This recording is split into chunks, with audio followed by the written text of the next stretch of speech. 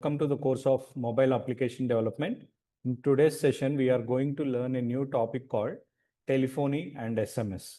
In this particular unit, we are going to see the concept of using telephony. Under that, how we are going to initialize phone calls, we are going to see.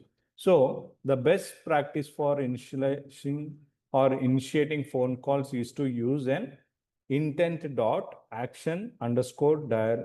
This is a particular intent which is used for initiating phone calls in our mobile phone. So generally what we try to do whenever you try to make a call or message someone, you will be using a caller app or message app such that you will be dialing through a keypad interface with the help of some particular telephone number through which the phone call gets initiated.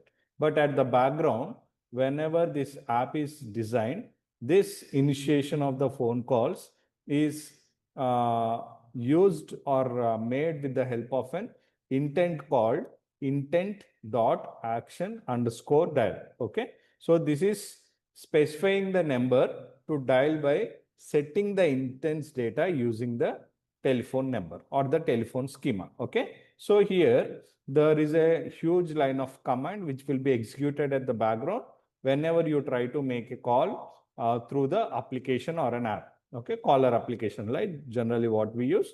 Now, what is that instruction is intent who you gonna call equal to new intent and brackets open.